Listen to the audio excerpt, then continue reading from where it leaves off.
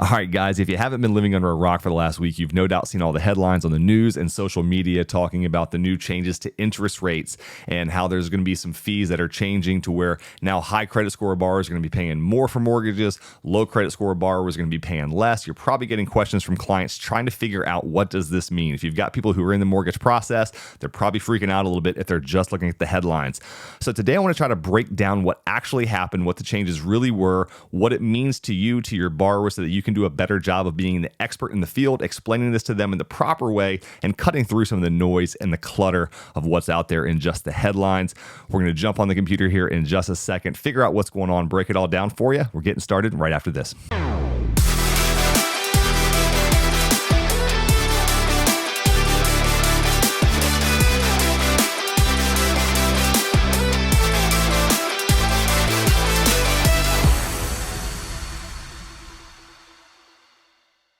All right, guys, welcome back. Thanks for tuning in. My name is Mark Ammons with Elevated Agents. I appreciate you tuning in for this video because today we're talking about the recent changes that happened to some fees in the mortgage process, which may have a positive or negative impact on some of your clients in their mortgage process, depending on where they fall in the credit spectrum. And so there's a lot of headlines out there that are kind of making this seem like doomsday for the mortgage industry. And if you've got good credit, you're getting ready to get slammed. You're not going to be able to afford a mortgage anymore, and we're just going to be giving free mortgages away to all people with bad credit.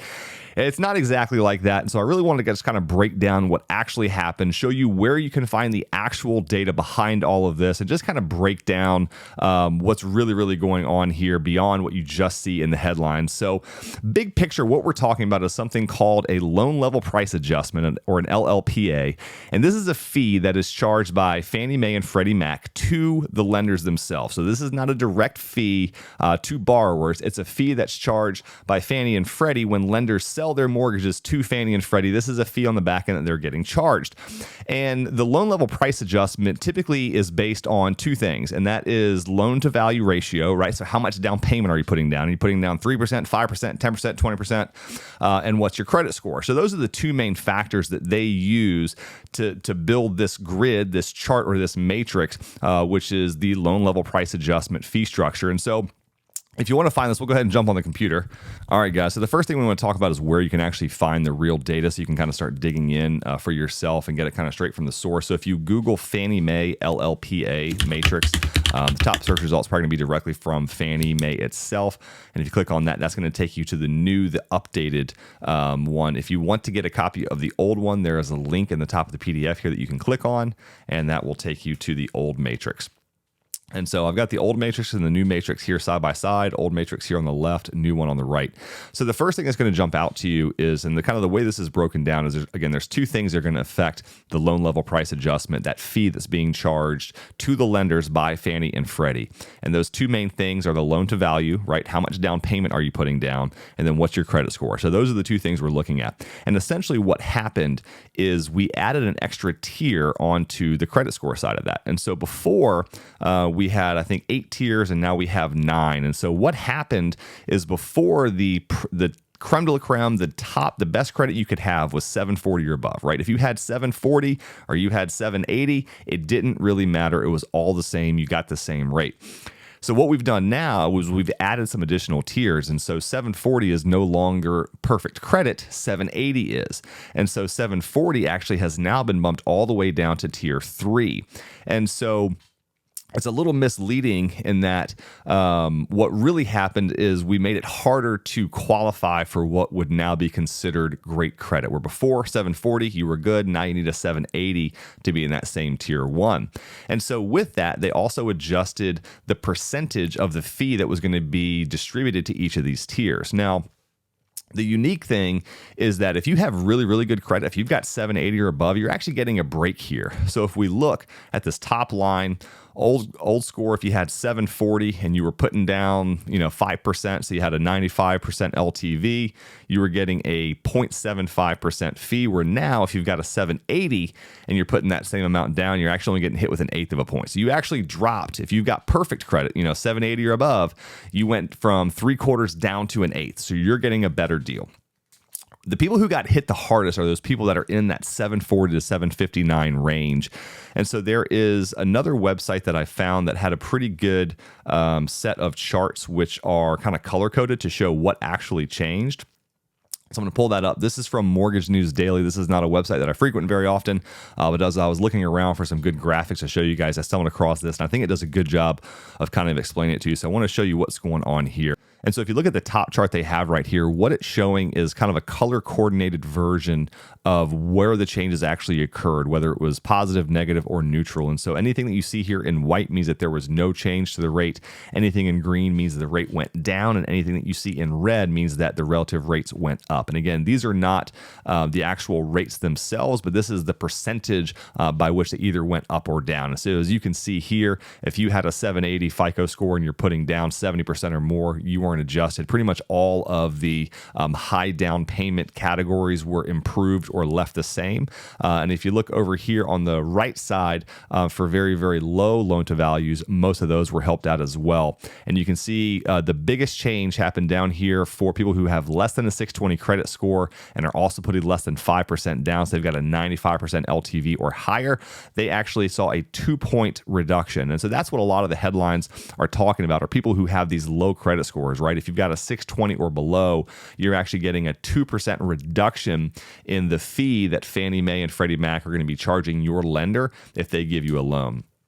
So that kind of shows the distribution. So if you see here who got hit the hardest, right? So right here in the middle, this 720 to 739 saw a 0.75% increase for people who are putting down between 15 and 20%.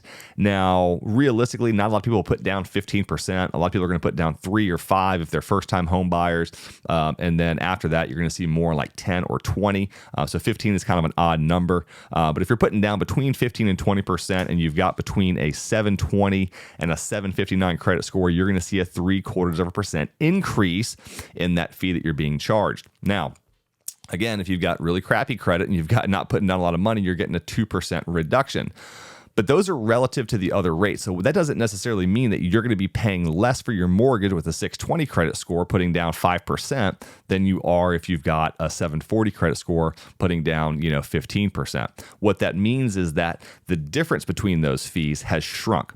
So where before there was a pretty big disparity between the people who had, the 740 credit scores putting down 15% and those people who were having below 720 credit scores and putting down 5%, that gap is now a lot lighter. So there's another chart that I want to show you here, which actually shows the real percentage, and it's kind of grading things based on color. So if we take a look at this, right here, the rates that green basically is good, red basically is bad, right? So when you see bright green, that means that the rates are lower. When you see bright red, it means that the rates are higher in terms of, again, the fee that's being charged. So if we take a look at this, this kind of shows the distribution. So again, if you're up here in the upper right corner, you've got good credit, but you're not putting a lot of money down, you're actually in pretty good shape. You're only getting dinged with 1/8%, which is better than what it was. And down here, if you've got below a 640 and you're only putting down 5% or less, you got 1 3/4. So that was the big change here. They really got helped out. But you can see the worst fees are for people that are putting down between, let's say 6% and 25% that have below that 640. So you're actually getting a better deal putting down less with low credit than you are putting down more on the down payment with lower credit, okay? So that's something that's important to know. But that's really what happened, guys, is, again, it doesn't mean that if you have bad credit, you're going to get a better rate. What it means is that you're going to get less of a worse rate than what you were going to get previously. And so that's the biggest change.